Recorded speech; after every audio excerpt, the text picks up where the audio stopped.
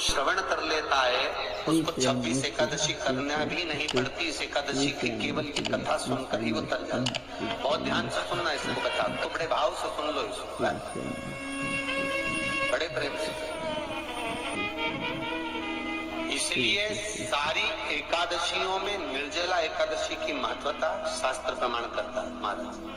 निर्जला एकादशी का उद्यापन जो करा जाता है, उसका उद्यापन और प्रदोष का जो उद्यापन करा जाता है, इन दोनों का क्रम लगभग एक जैसा है। तो निर्जला पहुंची है, और निर्जला ने जाकर भगवान नारायण से निवेदन करा। भगवान विष्णु ने पूछा, क्या बात है निर्जला, आज तुम खेलती हुई यहाँ पर आकर खड़ी हो गई, क्या हुआ, क्या है? क्या तुमको गौलोक धाम में आनंद की अनुभूति नहीं हो रही जो तुम वैकुंठ में आई हो? निर्जला घूमती घूमती भगवान के सम्मुख में पहुंच गई। भगवान ने पूछ रहे हैं, बार बार पूछा, निर्जला हुआ क्या तुमको?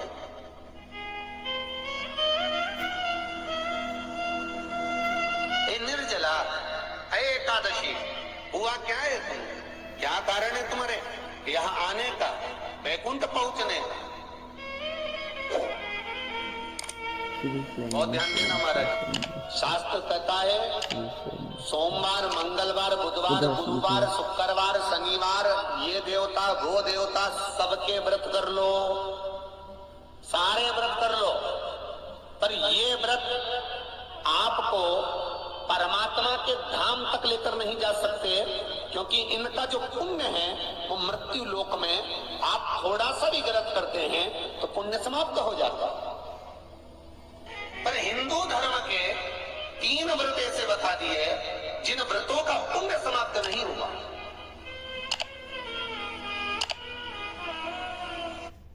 श्री शिवाय नमस्तुभ्यम। हर हर महादेव। कल है योगिनी एकादशी और एक योगिनी एकादशी की कथा और उपाय पूज्य प्रदीप मिश्रा जी बहुत ही अच्छी तरीके से समझा रहे हैं, बता रहे हैं। अगर आपको भी उपाय करने हैं और कथा को सुनना है तो प्लीज़ मेरे चैनल को लाइक, कमेंट और सब्सक्राइबर अवश्य कर दे। मेरा चैनल है धार्मिक वीडियो।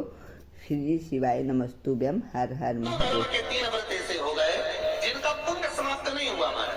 जिनका पुण्य प्रबलता में बढ़ता गया, पहले नंबर पर एकादशी, दूसरे नंबर पर प्रदोष और तीसरे नंबर पर शिवरात्रि। एकादशी भी 26 है तो प्रदोष भी जम के बोलते जाओ 26 है। शिवरात्रि केवल 12, केवल 12। और अगर अधिक मास की पड़ जावे तो ये 13, पर अधिक की आय इसको 13 है। तो यहाँ शास्त्र कह रहा है कि 3 व्रत हमारे यहाँ जिनका पुण्य समाप्त नहीं हुआ, जिनका पुण्य प्रबल हुआ, बड़ा, इसलिए आज भी माता एकादशी का व्रत करती है। और एकादशी का व्रत कर कर अगर कोई जीवात्मा को देते हैं, कोई मर भी गया तो उसको एकादशी का दान देते हैं। एकादशी का उसका दान दिया है। महाराज निर्जला खड़ी, पूछा क्यों आई, क्या कारण? निर्जला आई तब लक्ष्मी मैया उठकर निर्जला के करीब में गई। निर्जला बहुत सरल थी निर्जला। कहते हैं कामा एकादशी सबसे लंबी है। कौन सी एकादशी? कामा। फिर मोक्षदा उससे नीचे है महाराज। और निर्जला जो है बिल्कुल छोटा स्वरूप है। निर्जला का मतलब देखा जाए तो केवल 2 चोटी करी हुई है। मस्तक पर बोर लगा हुआ है निर्जला के, माथे पर बिंदी लगी हुई है निर्जला के, सुंदर गले में तुलसी की माला। पूज्य प्रदीप मिश्रा जी निर्जला के बारे में बता रहे हैं कि निर्जला एकादशी कैसी दिखती थी। बहुत सुंदर सी गोल सा चेहरा, माथे पे बिंदी, 2 चोटी और हल्का सा श्रृंगार किए हुए निर्जला बहुत ही सुंदर दिखाई दे रही थी। पूज्य प्रदीप मिश्रा जी अच्छे से इस कथा को समझा रहे हैं। प्लीज वीडियो को पूरा देखिए और समझिए। भोजन खाया हो, चाहे तुमने फिर चिप्स खाई हो, चाहे तुमने फिर व्रत का कितना ही सामान खा गए हो और तुमने सोचा कि आज मेरी एकादशी है, तो फिर उसका कोई फल प्राप्त नहीं है, उसका कोई सुख प्राप्त नहीं है, फिर उसका कोई आनंद प्राप्त नहीं है आपको। तो उसमें कोई आनंद की अनुभूति आपको नहीं मिल रही। याद रखिए, गौदान और एकादशी। श्रीमद वल्लभाचार्य जी ने मायावत का खंडन करा था जगन्नाथपुरी में, और श्रीमद वल्लभाचार्य जी ने कहा था एकादशी मरने के बाद मत दो, एकादशी जीते जी दो। कहा था कि नहीं कहा था? जीते जी दान करिए। इसलिए जगदीश में, जगन्नाथपुरी में एकादशी उल्टी लटकी हुई है। करें आपने दर्शन? जगदीश में एकादशी को उल्टा लटकाया। क्यों? क्योंकि वल्लभ ने कहा कि एकादशी जीते जी दो। कई पंडितों कहते हैं तुम्हारे दादाजी मर गए, जब 12वें का दिन होता है ना, तो पंडित जी संकल्प छुड़ाते हैं, दो एकादशी। बड़े बेटे ने 5 दे दी, छोटी बहू ने 3 दे दी, उसने 2 दे दी, उसने 2 दे दी। तो क्या तुम्हारे दादाजी भिखारी थे जो तुम्हारी एकादशियां लेकर जाएंगे? और तुम कौन होते हो दादाजी को एकादशी देने वाले? तुमने कौन सा इतने पुण्य कर लिए जो तुमने एकादशी दे दी? एकादशी के दान की महत्वता श्रीमद वल्लभाचार्य जी ने कहा कि कोई व्यक्ति अगर खटिया पर सड़ रहा है, पलंग पर तड़प रहा है, हॉस्पिटल में पड़ा हुआ है, तो निवेदन है कि उसको देखने जाओ तो अपनी करी हुई एकादशी में से 2 एकादशी का दान उसको तुरंत दे दो। क्यों? तो जिससे उसको मोक्ष मिल जाए, मरने के बाद नहीं।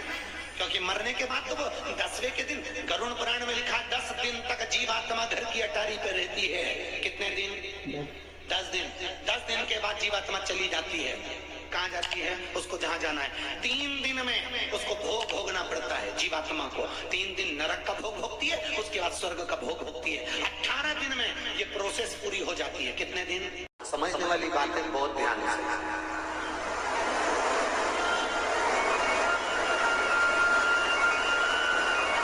चावल का दाना हमारे मस्तक पर तिलक करने के बाद पंडित जी क्यों लगाते हैं कि भगवान जैसा समय आज चल रहा है, आप पूजन कर रहे हो, पाठ कर रहे हो, दान कर रहे हो, पुण्य कर रहे हो, सत्कर्म कर रहे हो, भजन कर रहे हो, मेरा देव अधिदेव महादेव, मेरा नारायण, मेरा सत्यनारायण भगवान, मेरा राम जी, मेरा विष्णु जी, मेरा भागवत मैया, मेरी रामायण मैया। ब्राह्मण मस्तक पर तिलक लगाने के बाद चावल इसलिए लगाता है कि जैसा समय आज चल रहा है, भगवान तुमको ऐसा ही समय बनाकर रखे और तो ऐसे ही 4 चांद लगाते रहो, दान पुण्य संकीर्तन करते रहो। इसलिए मस्तक पर चावल का दाना लगाया जाए।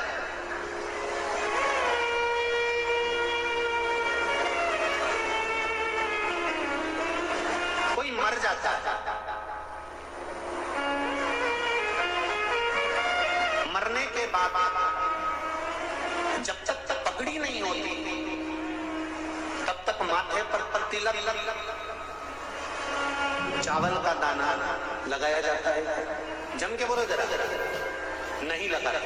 किसी पंडित जी से पूछो, ब्राह्मण देवता से पूछो, ब्राह्मण देवता ये कोई मर गया, और हमारा तो नियम है कि हम सिर पे तिलक लगाते हैं, चावल लगाते हैं, या पंडित जी से हम तिलक लगवाते हैं, मंदिर जाते हैं तो मंदिर में जाके तिलक लगवा के हम चावल का दाना लगवाते हैं। क्यों नहीं लगाते? उसका कारण क्या है? जब किसी के मरने के बाद 10 दिन तक, 12 दिन तक मस्तक पर तिलक क्यों नहीं लगाया जाता? 10-12 दिन तक माथे पर तिलक या चावल क्यों नहीं लगाया जाता? उसका कारण है कि ये जो समय आया है, तुम्हारे यहाँ जो कमी हुई है, तुम्हारे यहाँ कोई मर गया है, तुम्हारे यहाँ किसी के प्राण छूट गए हैं, तो ब्राह्मण इसलिए तिलक नहीं लगाता आपको, इसलिए चावल का दाना नहीं लगाता कि ऐसा दिन भगवान अब ना लाए, इसको अमर ना करे, इसको अक्षय ना करे, इसको।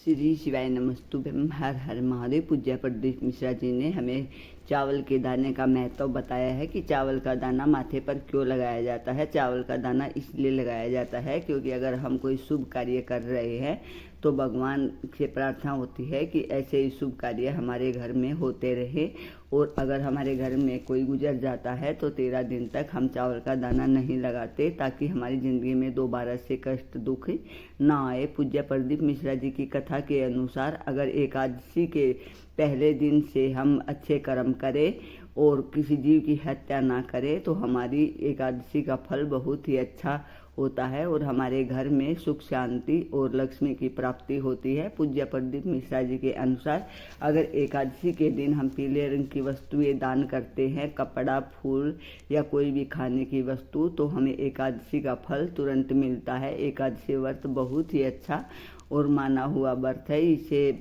हमारे दादा परदादा के ज़माने से स्त्रियाँ रखती आ रही हैं। अगर एकादशी का व्रत करके हम कोई दान पुण्य करते हैं तो हमारी एकादशी सफल होती है।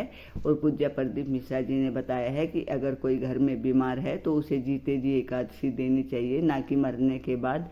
अगर आपको वीडियो पसंद आई हो तो प्लीज़ लाइक, कमेंट और सब्सक्राइबर अवश्य कर दे और कमेंट बॉक्स में हर हर महादेव अवश्य लिखें।